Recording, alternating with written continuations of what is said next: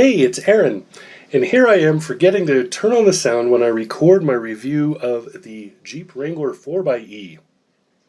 Yay! Alright, so I'm going to do a voiceover. May or may not match anything you see on the lips on the screen. Can't help it. Anyway, the Jeep Wrangler 4xe. So the 4xe is the plug-in hybrid version of the Wrangler. This specific one is the Wrangler Rubicon model. This is also the manual soft top for this. You can get several different options. It's Jeep. You can get it any way you want.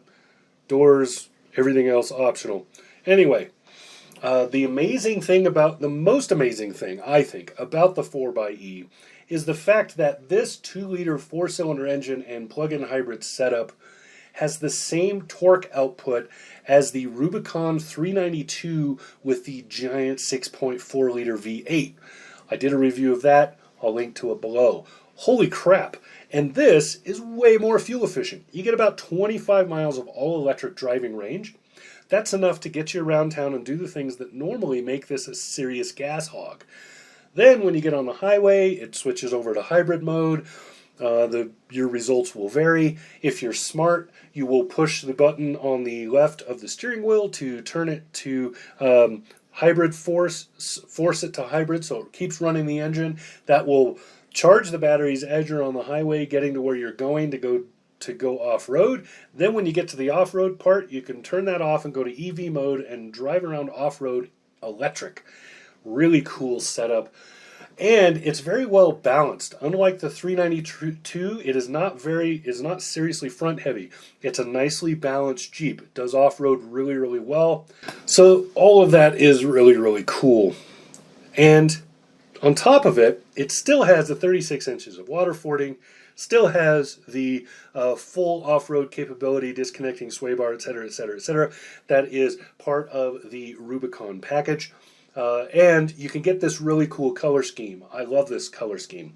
It's a bright red with these blue accents. You see those bright blue accents. There's a hood stripe that goes along the one side in front of and on the one side of the glare strip, and then on the bumpers you see those blue tow hitches, and then you'll see the blue on the rear where on the Jeep symbol and a few other places. Really cool looking. I really like that. The plug is actually on the driver's side fender up high, right behind where the mirror is, and it does not get in the way of the windshield folding down, and is high enough that it should never go underwater. Also, when you plug it in, you can see that here. You plug it in, you can set it up to charge, you can plug it on a regular 110 outlet, you can run it like I am through a level 2 wall charger. You can also get a plug that goes directly into a 240 volt outlet. However you want to do it. Charging times will vary considerably depending on your setup, just like with any other electric. What I do know is that this will pull all the amperage you give it.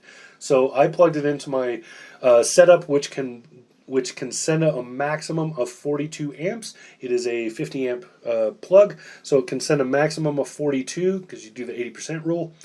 And this would take all 42 of them. So really, really cool. Full charge time was very quick, just a couple hours. I think it was about 4 hours. And that's because as the batteries get full, it ramps down what it's taking in. That's true of every EV. But the charge time is very quick. If you plug it into a 110 outlet, it's going to be more like 10 or 12 hours, maybe 14. But it's a very, very doable and a very realistic plug-in hybrid setup. Also love having the torque. You have the torque right from the get-go. The wheels just start turning. The 4x4 kicks in, and you have all that torque being compounded, just like with any other Jeep Rubicon. All that torque's being compounded to those Dana axles and out to those wheels. It is wonderful to drive off-road. This is by far my favorite Jeep Wrangler, and I am a big fan of Jeep Wranglers. I always thought I wanted a diesel one. I drove the diesel one. I enjoyed it, but this is so much better than that, and not nearly as loud. The diesel is very, very loud. So you don't have the cool, engine, big V8 growl and all of that of the 392, but you get the same amount of power and a lot of just nice, good feeling power. It's useful power. So very, very well done. This is easily my favorite Jeep. I'm not going to go over all the other details of it. I'm sure you can look that up if you're interested in one of these. This is a great setup. The model you're looking at is actually a 2021, but there are no changes for 2022. So there you go. That's it. This is Aaron. Talk to you again soon. Subscribe.